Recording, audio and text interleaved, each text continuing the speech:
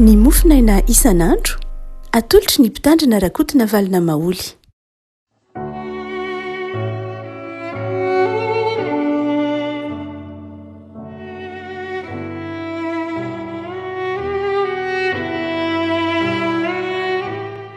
Ampifaliana no iarabanantsika ry havako malala tratrety zoma 17 ny volana aprily ity. Ny mofinaina izay voalahatra ao antsika dia ny bokin'ny salamo 120, salamo 120 andininy voalohany ka hatramin'ny andininy fahafito, salamo 120 andininy voalohany ka hatramin'ny andininy fahafito, vakina amin'ny anaran'i Jesosy. Jehova, ny herinao no ifalian'ny mpanjaka ary endre ny haben'ny iraviravony amin'ny famonjenao. Ny niriny fony dia nomenao azy ary ny nangatahany olony tsy mba nilavinao. Fa notsainanao fitahiana soa izy, teo andohany nasianao satroboninahitra tena volamena. Aina no nangatahany taminao dia nomenao azy zany, dia andro lava mandrakizay dory.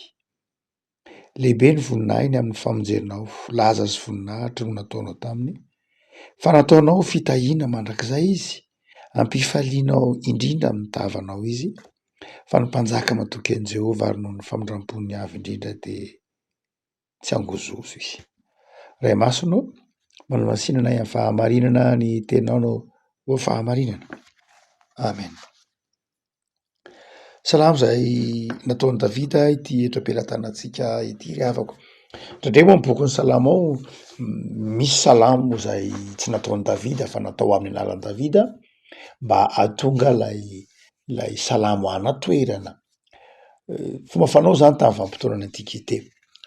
Fa saingy fantatra ihany ny fomba filazan'i Davida, manana fomba filaza salamo manokany Davida mampanoratra azy ary dia azo avahana tsara ihany zany. Fa amin'ny Salamo 120 ity dia iombonany rehetra fa sakia Davida no nanao azy.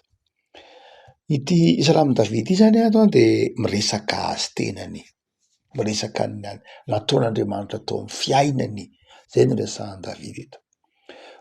Mpanompon'Andriamanitra miresaka izay nataon'Andriamanitra tao amin'ny fiainany.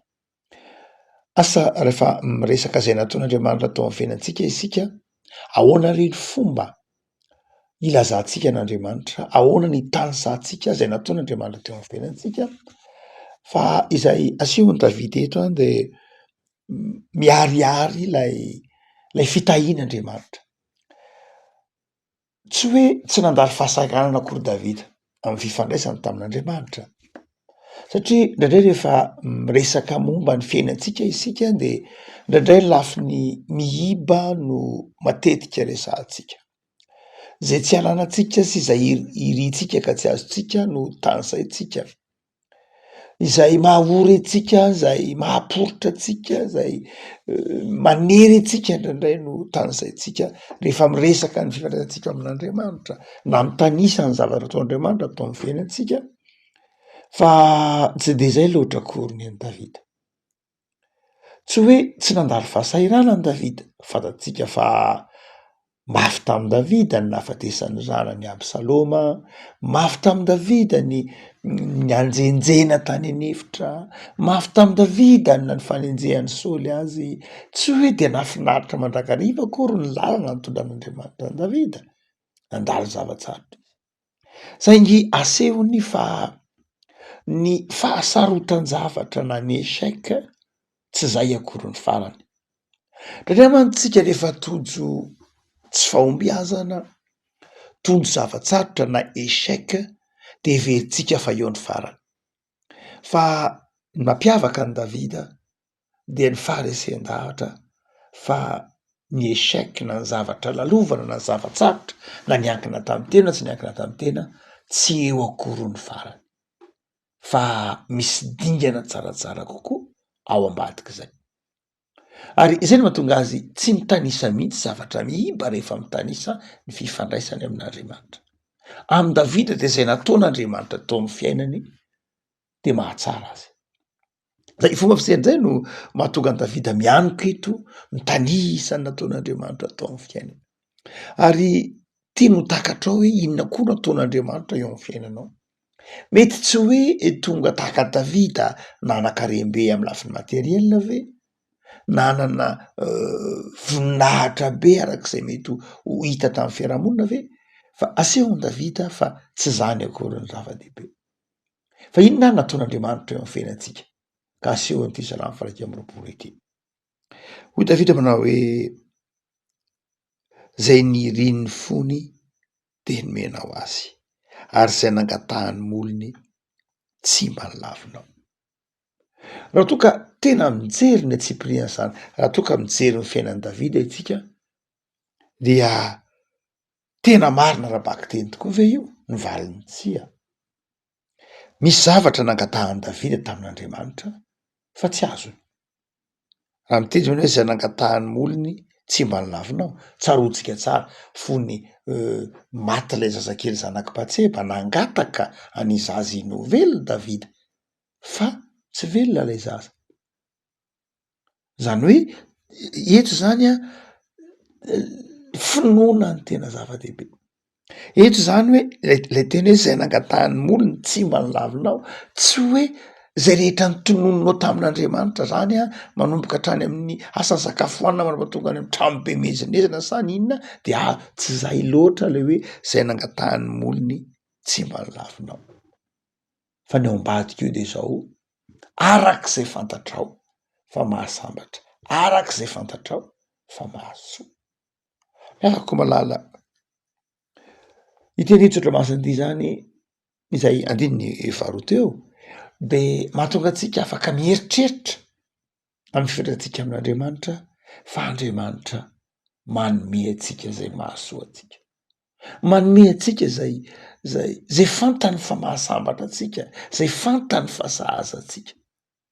Ary ny tena tian'Andriamanitra ho ao am-potsika de ny fankasitrahana azy, na inona mety ho tsy takatry ny saitsika, na inona mety ho tsy ho azotsika, de ny zava-dehibe de zao, ekeo fa fantatr'Andriamanitra ny tokony ho anao, ekeo fa le zavatra zay mety ho tsy ho azonao na nirianao de azonao iny saingy amin'ny fomba hafa, lehibe lavitra no lay zay nirianao aza no nomen'Andriamanitra.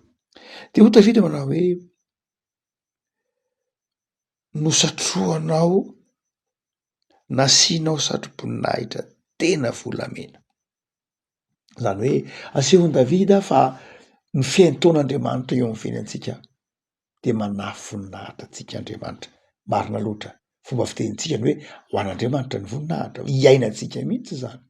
Fa zany akory tsy midika manao hoe ny voninahitra ho an'Andriamanitra fa lafiny zavatra hafa atsika ohatra hoe ny tsy fahombiazana tahaka zany, tsia fa zao Andriamanitra manafy voninahitra ny mpanompon'Andriamanitra, Andriamanitra manafy hery ny mpanompon'Andriamanitra, ary de Andriamanitra mandrakotra fitahiana ny fiainan'ny mpanompon'Andriamanitra.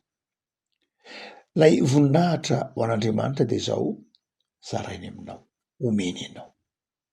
Rehefa mijery ny voninahitr'Andriamanitra ao anatin'ny fifaliana sy ny fanetreteny ianao, de hoy Davida manao hoe matoki fa nilaza sy voninahitra nataonao taminy.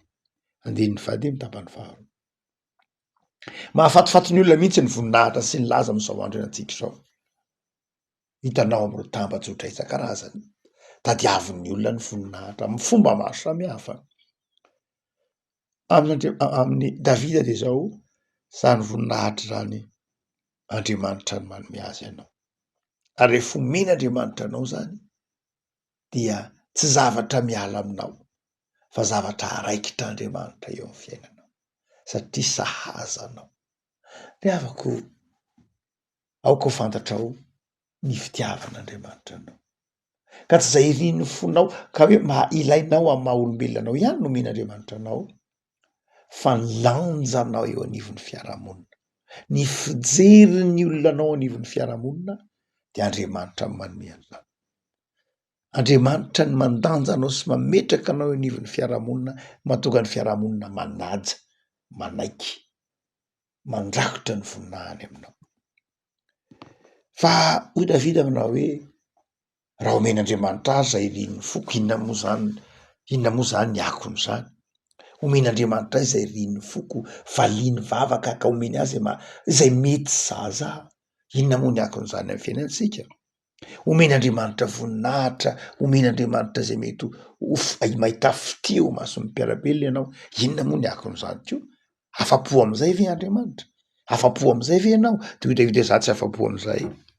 Fa izy manao hoe ataonao ho fitahiny, ataonao fitahina mandrakizay, zany hoe lasa misokatra amin'ny hafa.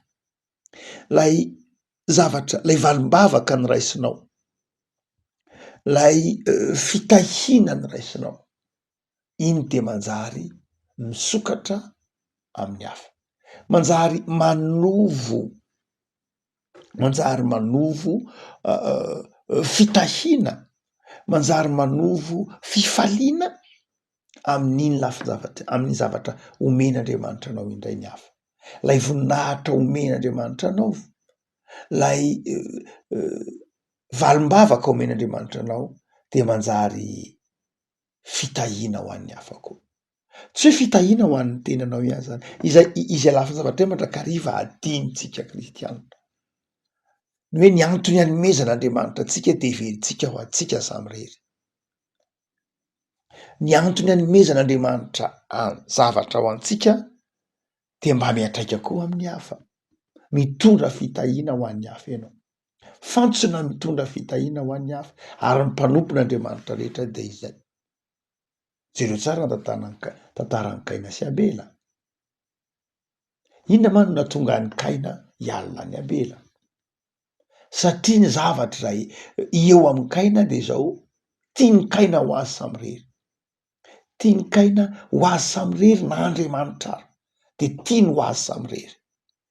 Na Andriamanitra ary dia tiany ho azy samy rery ka ho baikony am'izay tiany anaovana azy. Possessifa loatra Kaina, mialatsiny me teny frantsay. Ary indray de zay loatra tsika mihitsy. Ndraindray na de ny fivavahana, ndraindray na de Andriamanitra, ndraindray ny zavatra rehetra zay ataon'Andriamanitra amin'ny fiainantsika de zao giazantsika samy rery. Hoy Davida manao hoe tsy zay ka. Ny olona tahian'Andriamanitra de manjary fitahiana ho an'ny hafa. Ny olona tahian'Andriamanitra de manjary fitahiana ho an'ny namany, ho amin'ny mpiarabelona aminy. Fa ny faefatra zay asehony ity andin-tsodramasina ity dia hoy Davida manao hoe nahoana eo amin'ny fiainantsika zay ataon'Andriamanitra eo amin'ny fiainantsika mba tsy ary fitahiantsika, omen'Andriamanitra fitahiana ka mizara ka miombona fifaliana amin'ny ampy ve zay ho Davida? Mbola tsy ampy zay ho Davida. Tsy zay ihany nataon'Andriamanitra. Tsy hoe nasiny soa nomeny voninahitra, manjary mitondra fitahiana ho an'ny mpiarabelona ka manovo fitahiana, manjary tahiana ilay toerana misy ianao noho ianao. Ampy ve zay ho Davida? Mbola tsy ampy zay ho Davida, ary mbola tsy ampy zay ho ny tompo. Toy izy manao hoe ny famindrampon'ny avo indrindra, ny famindrampon'Andriamanitra, io amin'ny lafiny ara-panahy, io amin'ny lafiny ara-pifandraisana. Zany hoe nandray ange isika tsy tanterake, ndrandray ange isika menjery, ndrandray ange isika tsy tsara noho ny hafa, ndrandray ange isika tsy marina, ndrandray ange isika misalasala sy malemy mihitsy aza eo anatrehan'Andriamanitra, ndrandray misalasala ny amin'ny fitiavan'Andriamanitra, ndrandray atsika misalasala ny amin'ny famindrampon'Andriamanitra, ndrandray atsika misalasala ny amin'ny zavatra ampanaovan'Andriamanitra atsika tsy vitatsika tsara. De hoy Davida manao hoe ny am'ireny rehetra reny de zao mamindra fo Andriamanitra. Mamindra fo Andriamanitra io ny zava-dehibe mahatonga atsika tsy mangozozo, mahatonga atsika mijoro tsara.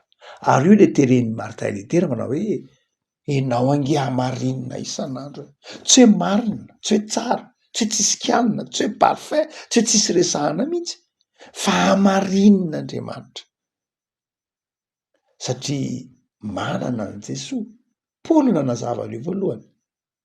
Paoly manao hoe Iza ny manameloka anao amin'ny Kristy Jesosy? Tsisy manameloka anao ny amin'ny Kristy Jesosy de voavela ny helokao. Noho zany dia zava-dehibe mihitsy ary amin'ny fiainana kristianina ho Davida eto, amin'ny fiainan'ny mpanompon'Andriamanitra, ny fahatserovana antsoina hoe famindrampon'Andriamanitra. Fanakaiky be le famindrampon'Andriamanitra sy ny fitiavan'Andriamanitra. De noho ny fitiavan'Andriamanitra sy ny famindrampon'Andriamanitra, omen'Andriamanitra anao zany ny materiel. Zany ain'Andriamanitra omena. Fa tsy afa-po am'izay Andriamanitra raha tsy namindra fo taminao. Ary zay no antony nandrahany an'i Jesosy tety ambony tany ho fato amin'ny hazo fijaliana, anehoany aminao fa tiany ianao, mamindra fo aminao izy. Ny afaka malala am'izao fotoana zoma madiva ifarana ny herinandro zao de aoka hisaotra an'Andriamanitra ianao. Aoka hifaly amin'Andriamanitra, aza miala amin'Andriamanitra, hitokiso izy fa mitondra sy mitantana ary manao ny tongotrao tsy angozozo. Mivavaky sika. Tompo misaotra anao zay noho ny amin'ny teninao. Misaotra fa zay iriny fonaika masambatra anay omenao.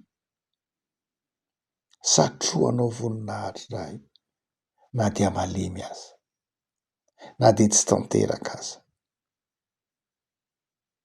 Indrindra ampitoerinao aminay ny famindramponao, manjary fitahiana ho an'ny hafa zahay. Da i Tompo ity tontolo andronay ity, atsapanay fa fahafenonanao aminao Andriamanitra, fahafenom-piainana. Meonay ny fahasalamana, hery, tanjaka hoentinay manompo anao. Amariny Tompo fa mombanay ianao, tsy manary anay ianao. Ao koa tsapan'izay rehetra mifanerasera aminay fa eo aminay ny famindramponao sy ny fitiavanao. De ataovy mpandresy zay Tompo. Esory ny fisalasalana ty anatinay. Esory ny tebiteby sy ny tsy fahatokiana, fa ataovy miorina tsara aminao zahay. Fa ny Andriamanitray, ianao, mitondra anay, mitia anay, manamarina anay. Amin'ny anaran'i Jesosy Kristy mpamonjy, nanaovanay izany vavaka izany. Amen.